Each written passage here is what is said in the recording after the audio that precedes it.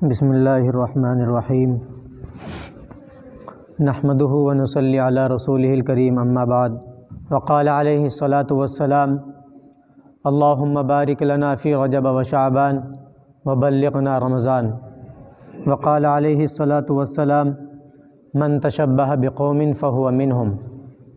او کما قال صلی اللہ علیہ وسلم۔ میرے انتہائی واجب الاحترام بزرگوں، دوستوں، نوجوان ساتھیوں اور میرے عزیز طالب علم ساتھیوں، یہ رمضان المبارک کے مہینے سے پہلے 2 مہینے جو ہوتے ہیں یہ دراصل رمضان المبارک کی تیاری کے لیے ہوتے ہیں۔ اسی لیے اللہ کے نبی صلی اللہ علیہ وسلم نے اس مہینے کا چاند دیکھ کر کے یہ دعا بتلائی اور سکھائی، پڑھی کہ اے اللہ اس رجب کے مہینے میں ہمارے لیے برکت عطا فرما اور ہماری عمر کو اتنا بڑھا دے کہ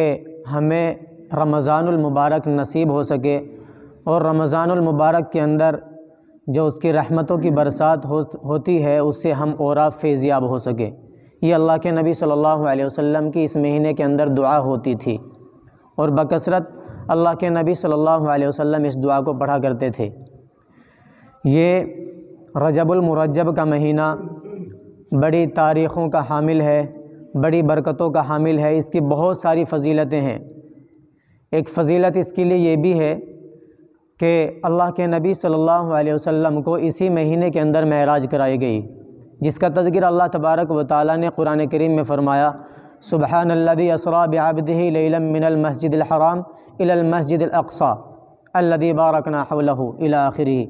کہ پاک ہے وہ ذات جو اپنے بندے کو راتوں رات لے گئی مسجد حرام یعنی مکۃ المکرمہ سے مسجد اقصی یعنی فلسطین تک۔ بظاہر یہ اتنا لمبا سفر ہے، آدمی اگر دیکھتا ہے تو حیران رہ جاتا ہے، اور اب تو سائنس یہ کہنے پر مجبور ہو گئی ہے کہ رفتار کی کوئی حد نہیں ہو سکتی۔ تو اس لیے یہ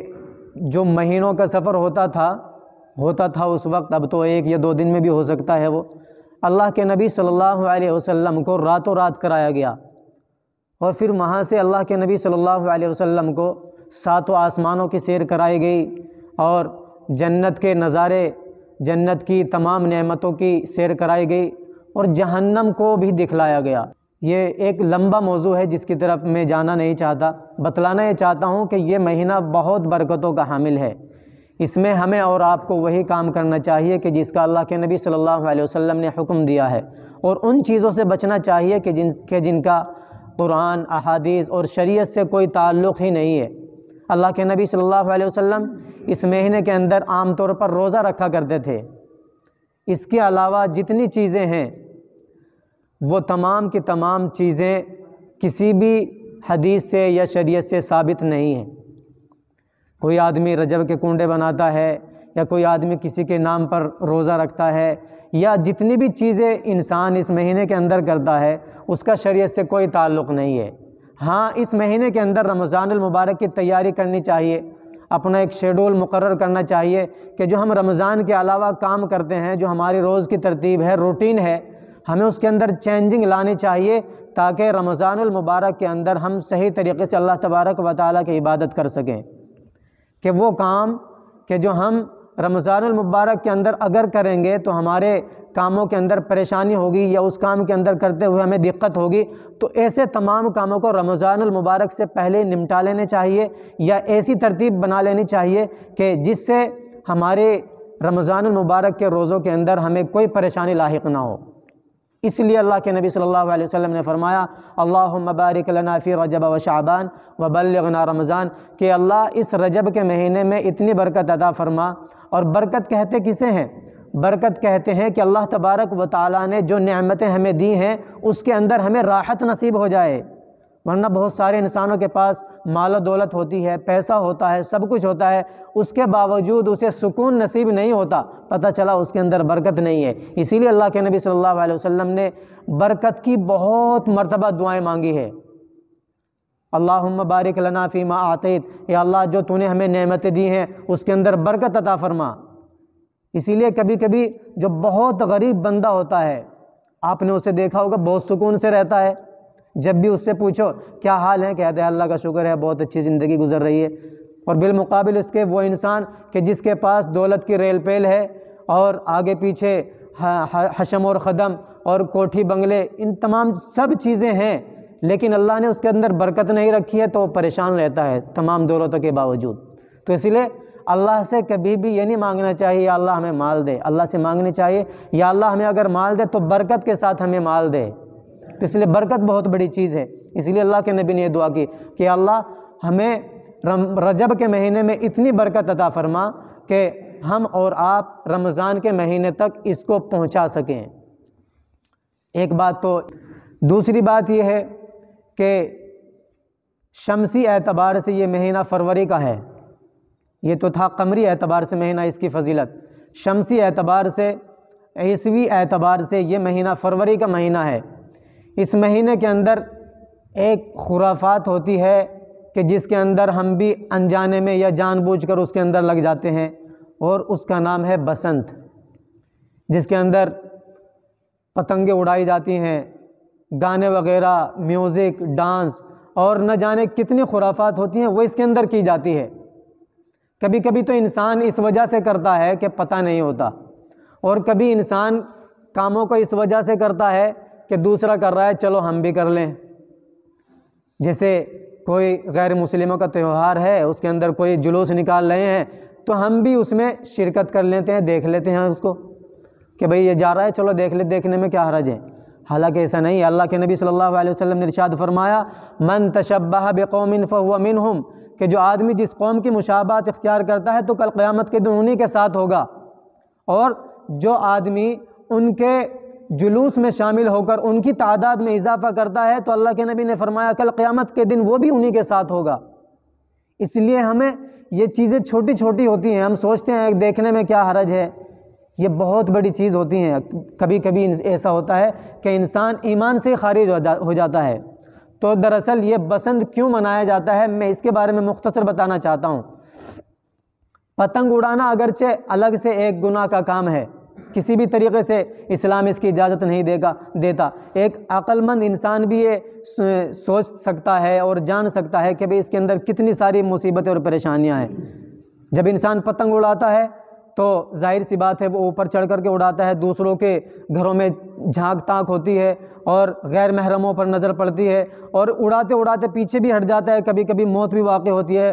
2 منزلہ سے انسان گر گیا، 3 منزلہ سے گر گیا، اور جس ڈور سے اڑایا جاتا ہے مانجا جسے کہتے ہیں، آج کل ایسے آ رہے ہیں کہ اگر کسی کی گردن سے وہ نکل جاتا ہے تو گردن ہی الگ ہو جاتی ہیں۔ ایسے واقعات روزمرہ پیش آتے ہیں۔ تو پتنگ اڑانے کا الگ سے گناہ ہے، لیکن اس بسنت کے اندر عام طور پر جو پتنگ اڑائی جاتی ہے وہ میں بتلانا چاہتا ہوں، وہ اس وجہ سے اڑائی جاتی ہے 1734 عیسوی کے اندر، جبکہ ہندوستان یہ متحدہ ہندوستان تھا، یہ علاقہ پاکستان افغانستان سب ایک ہی علاقہ تھا۔ اس وقت حکومت تھی اورنگزیب عالمگیر رحمۃ اللہ علیہ کی۔ اس وقت پنجاب کے اندر جس کا نام تھا حقیقت رائے، اس نے اللہ کے نبی صلی اللہ علیہ وسلم اور حضرت فاطمہ رضی اللہ تعالی عنہا کی شان میں گستاخانہ کلمات کہے تھے، بے ادبی کے الفاظ کہے تھے۔ اس وقت پنجاب کی حکومت اور گورنر نے ان کو طلب کیا تھا، کوڑے مارے تھے اور ایک ستون سے باندھ کر اس کی گردن اڑائی تھی۔ اس کی سمادھی لوگوں نے بنائی تھی ان ہندوؤں نے اس وقت۔ تو اگلے سال 1 سال گزرنے کے بعد جس تاریخ میں اس کی گردن اڑائی گئی تھی، اس سمادھی پر تمام لوگ جمع ہوئے تھے، اور جمع ہو کر کے وہاں پر پتنگ بازی کی گئی تھی، رقص و سرور کیا گیا تھا، گانے بجائے گئے تھے اور ڈانس کیا گیا تھا۔ اس کی یاد میں یہ چلا ہوا آ رہا ہے، بسنت یہ منایا جاتا ہے، پتنگیں اڑائی جاتی ہیں، رقص و سرور کیا جاتا ہے، اس وقت سے یہ چلا آ رہا ہے، اور ہم اور آپ بھی اس کے اندر شامل ہو جاتے ہیں۔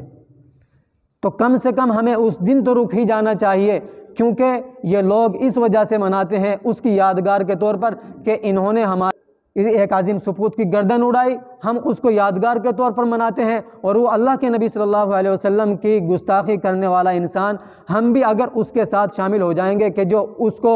سیلیبریٹ کر رہا ہے، جو اس میں رقص و سرود کر رہا ہے، جو اس کے اندر پتنگ بازی اڑا رہا ہے، جو اس کے اندر یہ تمام خرافات کر رہا ہے، اگر ہم بھی اس دن اڑائیں گے تو یاد رکھنی چاہیے یہ بات کہ اللہ کے نبی نے فرمایا من تشبہ بقوم فہو منہم، کہ جو آدمی جس قوم کی مشابہت اختیار کرتا ہے کل قیامت کے دن انہیں کے ساتھ ہوگا۔ تو خدا نہ کرے کہ ہم اگر اس دن پتنگ اڑائیں تو ہمارا حشر بھی انہی بسنت بنانے والوں کے ساتھ ہو۔ اس لیے اپنی اولاد کو تاکید کریں کہ بسنت کے اندر خاص طور سے جس تاریخ کے اندر وہ منائی جاتی ہے، جس تاریخ کے اندر وہ پتنگ اڑائی جاتی ہے، خاص طور سے اس تاریخ کے اندر پتنگ نہ اڑائیں۔ یہ انجانے میں ہم اور آپ کرتے ہیں کہ جو دوسرے لوگ اڑا رہے ہیں تو چلو ہم بھی اڑا لیں، کیا حرج کی بات ہے؟ یہ بہت بڑا معاملہ ہے، یہ ہمارے ایمان کا معاملہ ہے، یہ ہمارے دین کا معاملہ ہے۔ مسلمان سب کچھ کر سکتا ہے لیکن نبی کی شان میں گستاخی برداشت نہیں کر سکتا۔ اگر ہم اور آپ بھی اسی گستاخی کے اندر شریک ہوں گے، انہی گستاخانہ لوگوں کے ساتھ شریک ہوں گے، انہی گستاخانہ لوگوں کے ساتھ وہ تمام کام کریں گے جو وہ کر رہے ہیں، تو اللہ کے نبی صلی اللہ علیہ وسلم کی روح کو تکلیف ہوگی۔ بظاہر تو ہمارے اعمال ایسے نہیں ہیں، ہم دن رات اللہ کے نبی صلی اللہ علیہ وسلم کے فرمانات کی نافرمانی کرتے رہتے ہیں، لیکن کم سے کم اگر ہم اس وجہ سے رک جائیں گے تو ہو سکتا ہے کہ اللہ کے نبی صلی اللہ علیہ وسلم کو ہمارے اوپر ترس آ جائے۔